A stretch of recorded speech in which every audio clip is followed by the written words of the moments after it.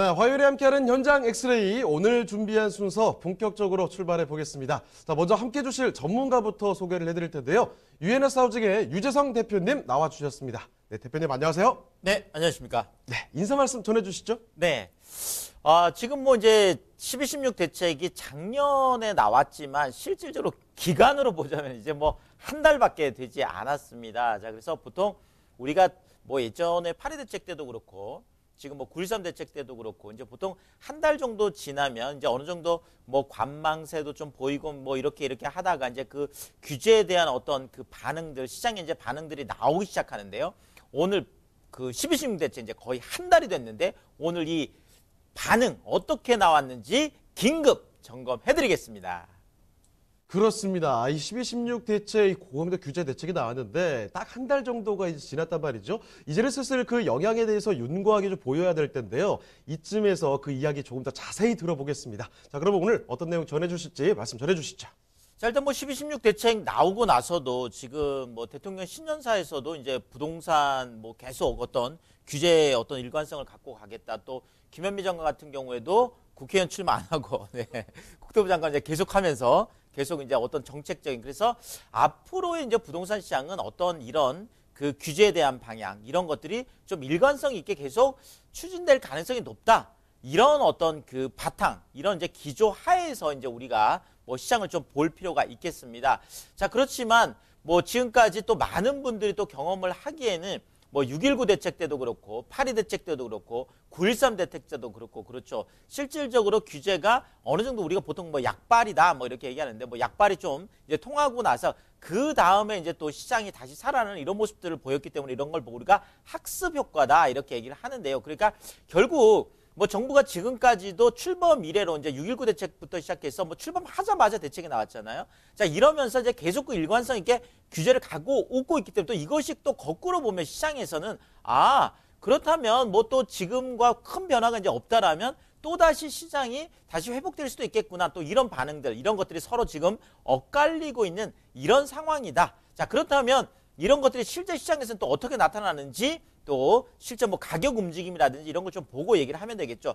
자, 일단 매매 시장부터 한번 제가 체크를 해드리겠습니다. 자, 매매 시장 같은 경우에 봤더니 서울의 전체 아파트 값은 규제가 나왔음에도 불구하고 계속 상승을 하고 있다. 그래서 기관에 따라서는 25주 또 26주 어쨌든 간에 작년 6월 7월부터 시작한 상승 랠리가 지금까지도 올해 들어서 올 1월까지도 계속 지금 상승 흐름을 가지고 가고 있는 거는 확실한 또 그런 시그널이다 이렇게 말씀을 드릴 수가 있겠습니다. 그래서 전체 아파트 값은 지금 주간 변동률로 보더라도 지금 한 0.09% 정도 상승을 했습니다. 자, 그렇지만 규제가 나오고 나면 항상 나타나는 거 있죠. 상승폭 자체는 좀 둔화되고 있다라는 이런 부분들 좀 말씀을 드리고 싶고요.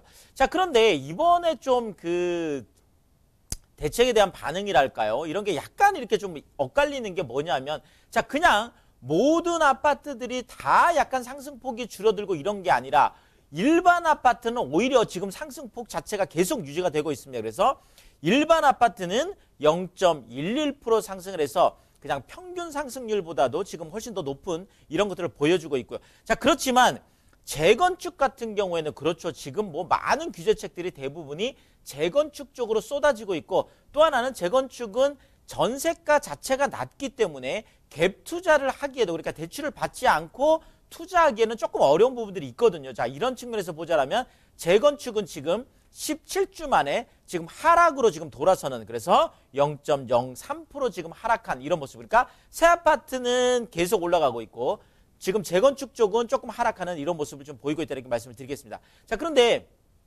이것이 새 아파트 이렇게 또 재건축 아파트 이런 것뿐만 아니라 지역별로도 좀 차이가 지금 나타나고 있는데요. 자, 지역별로 보자면 지금 마포 쪽이 굉장히 많이 올랐습니다. 지금 마포 같은 경우에는 잘 아시겠지만 아현 뉴타운, 북아현 뉴타운 해가지고 지금 많은, 그렇죠, 지금 새 아파트들이, 단지들이 지금 있는 곳이라서 지금 순서대로거든요. 지금 가장 많이 올랐습니다. 그래서 주간 상승률이 0.23%면 엄청나게 오른 거거든요.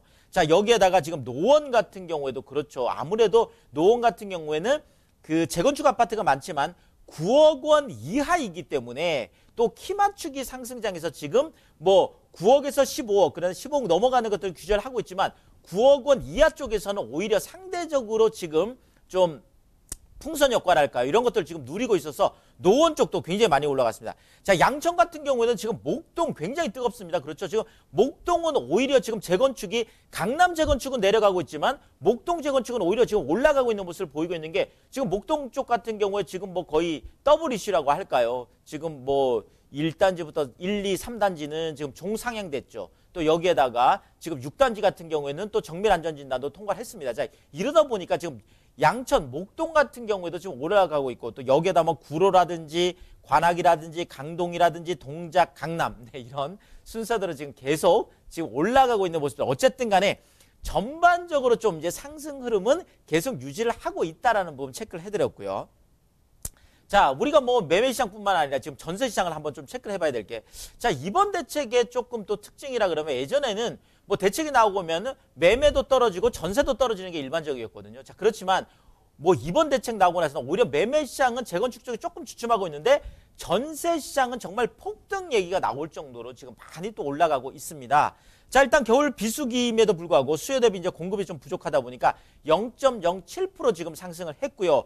자, 교통과 학군이 우수한 단지들이 급등세를 보이고 있습니다. 특히나 지금 음마아파트 같은 경우에 재건축이기 때문에 지금 매매가는 조금 조정을 받고 있지만 전세가는 12, 16 대책이 나오고 나서 오히려 지금 3주 만에 와 무려 1억 6천만 원이 지금 올라가는 이런 모습들을 지금 보이고 있습니다. 정말 대단하죠.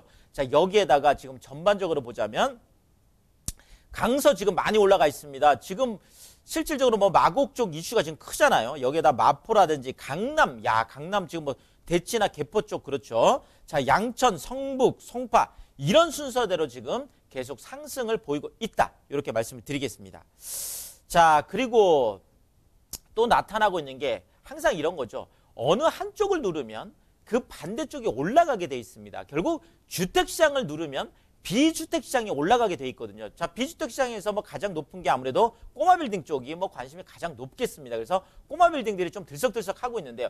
자, 이런 거죠. 일단은 수익형 부동산이 낮다. 그래도 현금 흐름이 지금 이제 있어야 되니까 이런 쪽으로 많이 돌아서는 것 같고 워낙 또 주택들을 많이 규제를 하니까 그렇죠. 세금이라든지. 자, 더더구나 이제 저금리 기조, 뭐 이주열 총재 같은 경우에도 계속 저금리 기조 완화 뭐 이런 것들을 유지하겠다라고 했으니까 이런 대체 상품으로 그러니까 뭐 정기 적금이라든지 뭐 이런 쪽에서 다시 뭐 대체가 되는 거죠. 자, 이런 것들로 부각을 하고 있고. 자, 이러다 보니까 지금 뭐 당장 이런 것들이 이제 가격에도 반영이 돼 있다고 보겠습니다. 그래서 3.3제곱마다 지금 평균 매매 가격이 약 한 8,270만 원 정도 되는데요. 자, 이것이 지금 2019년 말 기준인데요. 2018년 말에만 하더라도 이 가격이 한 7,026만 원. 그러니까 지금 1년 사이에 평당 가격이 무려 그렇죠. 지금 뭐 한 1,200만 원 정도 올라갔죠. 그러니까 지금 뭐 강남에 있는 지금 꼬마 빌딩 같은 경우에는 한 70억 정도 했던 게 지금 뭐 한 85억까지, 82억까지 이렇게 지금 올라가는 것들이 바로 이런 현상 때문에 그렇습니다. 그래서 17.7% 평균적으로 보더라도 많이 올랐다. 자, 그렇지만 또 하나 주의하셔야 될 게 이제 상속이나 증여의 수단으로 꼬마 빌딩을 선택하는 건 좀 어렵게 되겠습니다. 이제 뭐 올해부터만 하더라도 지금 꼬마 빌딩 같은 경우에도 이제는 기준시가, 공시가격이 아니라 이제는 상속 증여할 때 감정가격으로 하기 때문에 상속 증여세가 많이 높아지기 때문에 이 부분들은 조금 주의하시면서 투자를 하셔야 되겠다 이렇게 말씀을 드리겠고요. 자, 강남에 또 아파트 이러다 보니까 아무래도 소형 쪽에 있는 오피스텔들이 또 반사이익을 얻고 있습니다. 자, 서울 오피스텔 매매가격 지수가 지금 11월, 12월에 무려 4배나 넘게 뛰었습니다. 엄청난 거죠. 자, 매매가격 같은 경우에도 작년 3분기 한 0.08%, 4분기에 0.4%까지 올라갔었죠. 자, 그런데 지금 4분기 전세 가격도 0.4%가 올라갔습니다. 월세 가격도 0.06%. 자, 그러니까 지금 오피스텔 같은 경우에는 이런 걸 보고 우리가 트리플 상승이다 이렇게 얘기하는데 이런 게 사실 쉽지 않죠. 매매 가격 올라가고 전세 가격 올라가고 그다음에 월세까지 올라가는. 자, 그런데 늘 제가 말씀드립니다. 아무리 오피스텔이 지금 반사이익을 보고 있더라고 하더라도 묻지마 투자하면 안 된다라는 거죠. 늘 그렇죠. 우리가 말씀드리는 서울 중심권 쪽으로 늘 하셔야 되고 지금 다 올라가는 게 아니거든요. 서울 중심권들이 주로 올라가고 있다는 얘기고 다 역세권 늘 말씀드리고 일자리가 많이 늘어나는 곳에 투자를 하시라고 말씀드리고 더더구나 뭐 이왕이면 그렇죠. 현재 가치보다는 미래 가치가 높으면서도 1인 직장인들이 많이 들어올 수 있는 이런 쪽으로 투자라고 제가 다시 한번 강조를 드리겠습니다. 자, 마지막으로 지금 또 나타나고 있는 현상이 비강남권 쪽이라든지 수도권 쪽, 광역시 같은 경우에도 풍선 효과를 보고 있다 이렇게 말씀드리겠습니다. 자, 비강남권 쪽의 준신축 그러니까 10년 이내 아파트들이 지금 풍선 효과를 아까 보셨듯이 마포 같은 곳들 그렇죠. 뭐 동대문의 서대문도 좀 많이 올라가고 다 이런 모습들이거든요. 자, 성북 기름 뉴타운 같은 경우 제가 뉴타운 집중하라고 제가 뭐 지난 시간도 한번 말씀드렸었는데요. 자, 10건 중에서 7건이 지금 신고가를 기록을 하고 있습니다. 자, 기름 그 레미안 지금 1차 같은 경우에 84제곱미터가 작년 한 6, 7월만 해도 33평이 한 7억 정도 했어요. 자, 그런데 지금 뭐 몇 개월 사이 지금 8억 8천까지 올랐습니다. 9억 거의 턱 밑까지 올라간 거죠. 자, 이렇게 지금 키 맞추기 하고 있다라는 거 보시면 될 것 같고. 자, 수도권 같은 경우에도 수원 영통구 0.68% 상승을 했습니다. 과천도 0.58, 세종도 0.52, 분당도 0.33. 지금 뭐 수도권도 지금 서울 못지않게 아니면 오히려 더 상승폭 자체만 보자면 엄청나게 올라가고 있다라는 거고. 더더구나 지금 대전, 대구, 부산 이런 지금 지방에 있는 광역시들 새 아파트 같은 경우에도 속속 10억 클럽에 가입하고 있어서 정말 서울과 같은 그런 뜨거운 분위기들을 연출하고 있다. 이렇게 정리 드리겠습니다.